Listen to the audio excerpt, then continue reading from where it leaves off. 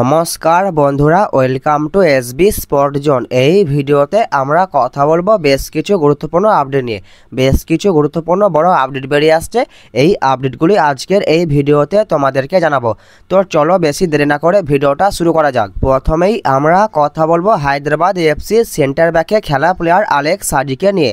তো আলেক্স সাজিকে নেবার ব্যাপারে ইন্টারেস্ট প্রকাশ করেছিল মোহনবাগান এবং ইস্টবেঙ্গল। এই আপডেটটা আমি তোমাদেরকে জানিয়েছিলাম। তোমাদেরকে এটাও জানিয়েছিলাম যে হায়দ্রাবাদ এফসি তারা আলেক্স সাজিকে ছাড়তে রাজি নয়। কিন্তু এখন লেটেস্ট যে আপডেটটা বেরিয়ে আসছে সেটা হলো যে হায়দ্রাবাদ এফসিকে যে ক্লাব 1 কোটি টাকা ট্রান্সফার ফ্রি দেবে সেই ক্লাবেই হায়দ্রাবাদ এফসি আলেক্স সাজিকে পাঠাবে। আলেক্স সাজির সঙ্গে হায়দ্রাবাদ এফসির এখনও কন্ট্রাক্ট আছে 31 মে 2027 সাল পর্যন্ত। তো হায়দ্রাবাদ এফসি এই আলেক্স সাজির জন্য 1 কোটি টাকা ট্রান্সফার ফি দাবি করছে। যেই ক্লাব এই টাকাটা দেবে সেই ক্লাবেই আলেক্স সাজিকে হায়দ্রাবাদ এফসি পাঠিয়ে দেবে এবং আলেক্স সাজির মার্কেট ভ্যালু হলো 1 কোটি টাকা। এরপর ব্যাপার হলো এটাই যে মোহনবাগানে একজন ভালো ইন্ডিয়ান সেন্টার ব্যাক লাগবে। মোহনবাগান একজন ইন্ডিয়ান সেন্টার ব্যাকের খোঁজ চালাচ্ছে। তো সেই লিস্টে রয়েছে হায়দ্রাবাদ এফসির প্লেয়ার আলেক্স সাজি এবং ইস্টবেঙ্গলের শর্ট লিস্টে রয়েছে আলেক্স সাজি। এরপর আমাদের এটাই দেখা যে আলেক্স সাজিকে কোন দল সাইন করাতে পারে, এটাই এখন দেখার বিষয়। যদি পরবর্তীকালে আলেক্স সাজিকে নিয়ে আরও কোনো নতুন আপডেট বেরিয়ে আসে আমি তোমাদের অবশ্যই জানিয়ে দেবো।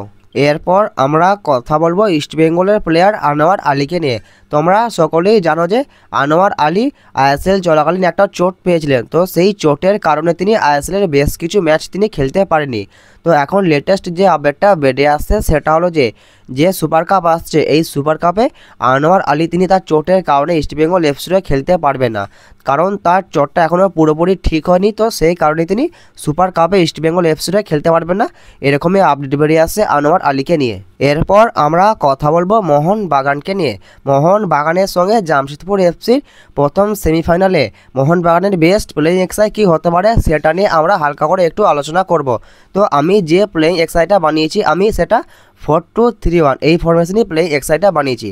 গোলকিপার হিসেবে থাকবে বিশাল কায়েত, এ নিয়ে কোনো সন্দেহ নাই।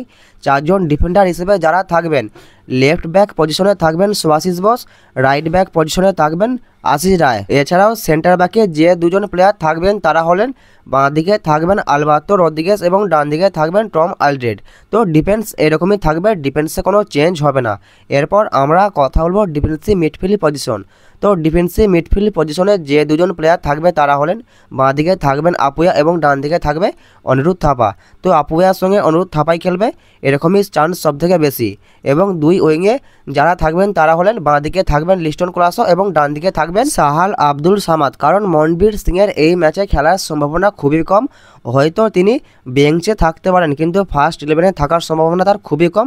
তার বদলে সাহাল আব্দুল সামাদ তিনি হয়তো রাইট উইংয়ে শুরু করতে পারেন। এবং অ্যাটাকিং মিডফিল্ড পজিশনে যে প্লেয়ারটি থাকবেন তিনি হলেন গ্রেগ স্টুয়ার্ট। তো গ্রেগ স্টুয়ার্ট তিনি অ্যাটাকিং মিডফিল্ড পজিশনে থাকবেন এবং স্ট্রাইকার হিসাবে খেলবেন জেমি ম্যাকলারেন। যতটা সম্ভব জামশেদপুর এফসির বিরুদ্ধে মোহনবাগানের এরকমই প্লেইং এক্সাই হতে পারে।